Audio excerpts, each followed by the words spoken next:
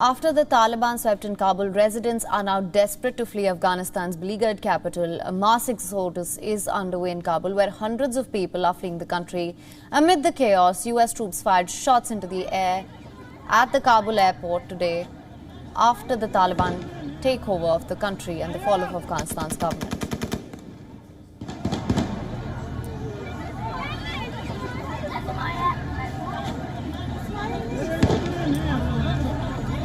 Thousands of Afghans crowded onto the tarmac in hope of catching a flight out of the country.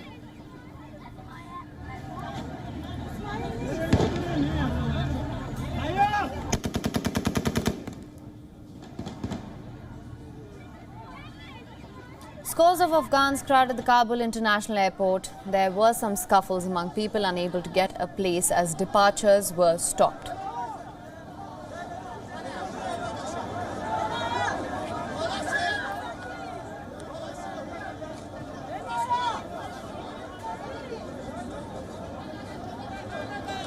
Another eyewitness video showed people shouting inside an Istanbul-bound flight that reportedly could not take off.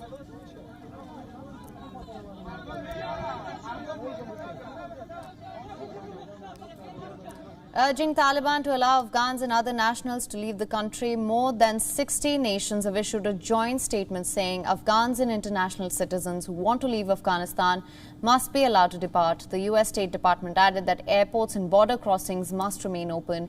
It also added that those in position of power and authority across Afghanistan bear responsibility and accountability for the protection of human life and property and for the immediate restoration of security and civil order.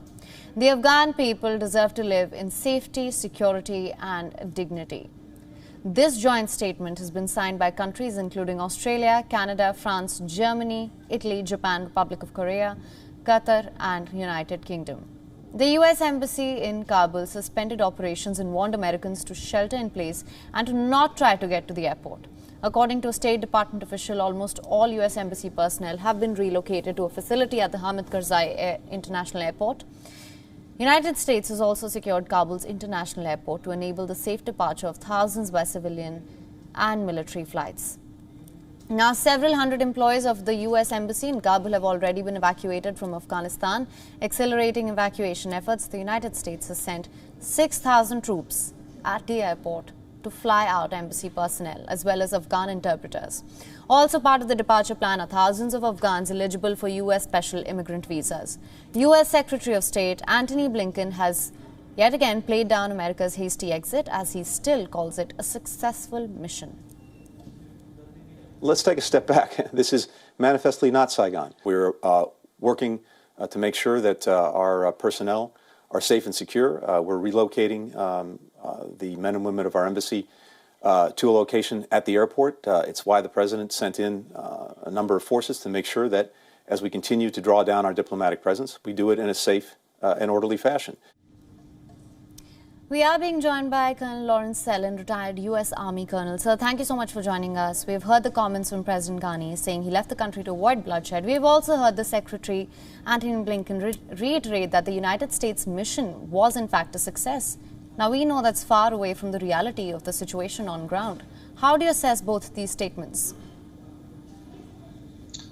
Well, I think Secretary Blinken is quite mistaken in what he's saying. It is very reminiscent of what happened in Saigon in 1975. You only need to look at the videos that are coming out of Kabul airport to make that conclusion. So, I think it's just window dressing and a way to make the current administration look good in face of a really human disaster in Afghanistan.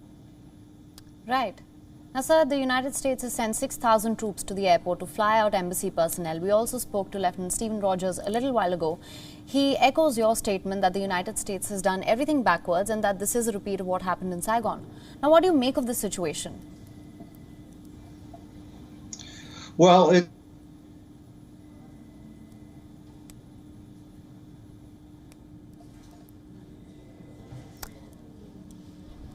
We will go back to Colonel Lawrence Sellen. We seem to be having a problem with the connection, but just to let our viewers know, after the Taliban swept in Kabul, residents are desperate to flee Afghanistan's beleaguered capital now. There's a mass exodus underway in Kabul where hundreds of people are fleeing the country. Amid the chaos, US troops have even fired shots at the Kabul airport in the air after the Taliban takeover of the country and the fall of the Afghanistan government. Thousands of Afghans have crowded the airport in Kabul. Scores of Afghans are there. They are trying to get out of Kabul. There have been eyewitness videos showing people shouting inside flights and trying to get on the tarmac to make sure that they are able to leave Kabul, urging Taliban to allow Afghans. There have been nations that have issued a statement saying that international citizens should be allowed to leave. Once again, going back to Colonel Lawrence Sellen. Sir, can you hear me now? Yes, I can hear you. Right. What I was trying to ask you, sir, that we spoke to Lieutenant Stephen Rogers. He even echoes your statement that this is a repeat of what happened in Saigon. And right now, at this moment, there are 6,000 US troops trying to help embassy personnel to get out of Kabul. How do you assess this situation? Well, we're entering a period of chaos in Afghanistan, and particularly in Kabul, as the international community tries to get its nationals out of Afghanistan. And I think that's the only thing that they can do at this point. What we're going to witness is beyond the chaos is the Taliban. Once they gain control of Afghanistan, there'll be checkpoints put up, the borders will be closed, and Afghans will be restricted to staying in Afghanistan. And after that, I fully expect there to be retaliation against those who help the international community, and the oppression will go back to the level that it was before 2001, especially against women.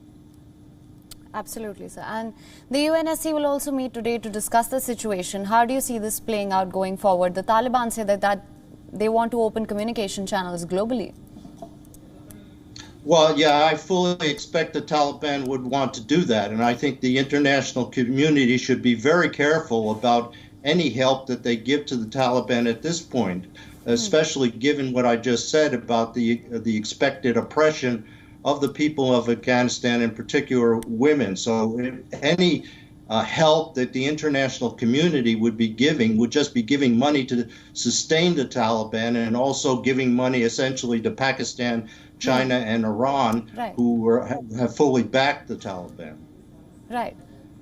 Colonel Sellen, on that note, there have been questions about who will fill the vacuum in Afghanistan. We have seen the rapid capitulation of Afghan forces in provinces. What can you tell us about the strategic gains of Taliban? Now, there's a lot of speculation regarding their weapons and ammunition as well. Well, they've obviously captured a lot of U.S. equipment and weapons and ammunition. But beyond that, the big winner, in my opinion, is China. China has been having discussions with the Taliban for years now, and I think they're poised to essentially try to dominate South Asia now. What they will do is try to incorporate Afghanistan in the China-Pakistan economic corridor. They'll begin to exploit Afghanistan's natural resources, and I fully expect them to try to put up military bases in Baluchistan on the Arabian Sea to dominate the mouth of the Persian Gulf and connect that base to their already operating base in Djibouti at the entrance of the Red Sea and the Suez Canal, which would be a full link with the bases that they're establishing in the South China Sea, with the intent to isolate India and to control the vital sea lanes of the northern Indian Ocean. That's what I expect to happen. All right. Colonel Sellen, thank you so much for joining us with all those insights. WION is now available in your country. Download the app now. Get all the news on the move.